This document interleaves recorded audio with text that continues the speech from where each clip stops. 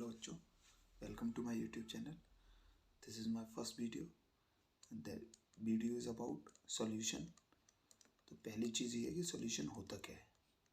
तो हमें समझना है सॉल्यूशन होमोजीनियस मिक्सचर है. सॉल्यूशन क्या है? Homogeneous mixture. अब होमोजीनियस मिक्सचर क्या होते हैं? तो होमोजीनियस मिक्सचर वो मिक्सचर्स होते हैं जिनमें जो कंपोनेंट्स होते हैं वो through out the solution same होते हैं. सही है.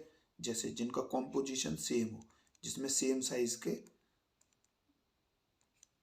मॉलिक्यूल्स हो. ठीक. अब यहाँ पे 12th क्लास के परस्पेक्टिव से हम सॉल्यूशन को पढ़ेंगे केवल एक टाइप का. कौन सा? वो भी बाइनरी सॉल्यूशन. अब बाइनरी सॉल्यूशन क्या होता है?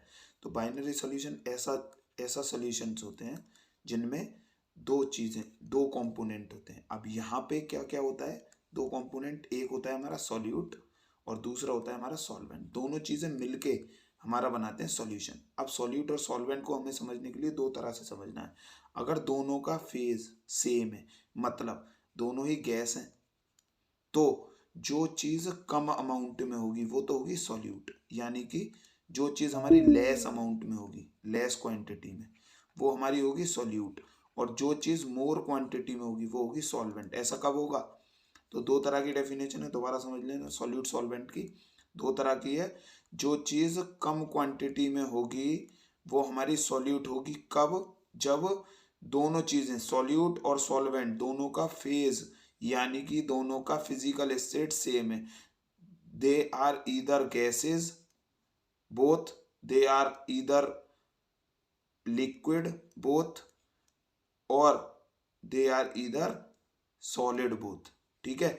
इन तीनों केस में, मतलब जब सॉल्यूट और सॉल्वेंट दोनों ही तुम्हारे गैस हैं, सॉल्यूट और सॉल्वेंट दोनों ही या तो लिक्विड है या दोनों ही हमारे सॉलिड है, उस कंडीशन में जो कम क्वांटिटी में चीज़ होगी वो सॉल्यूट कहलाती है, जो ज़्यादा क्वांटिटी में चीज़ होगी वो सॉल्वेंट कहलाती है. दूसरा, अगर दोनों का फेज अलग है, सपोज एक गैस में एक लिक्विड में, या फिर एक लिक्विड में एक गैस में, एक लिक्विड में एक सॉलिड में, कुछ भी हो सकता है, दोनों का अलग अलग कॉम्पोजिशन, अलग अलग फिजिकल स्टेट है, तो उस कंडीशन में हम वो करते हैं कि सॉल्वेंट वो चीज़ होती है, सॉल्वेंट इज दैट थिंग जो हमारा सॉल्यूशन का फेज डिसाइड करे, सॉल्यूशन का फेज डिसाइड करे. जैसे अगर फॉर एग्जांपल सॉल्यूट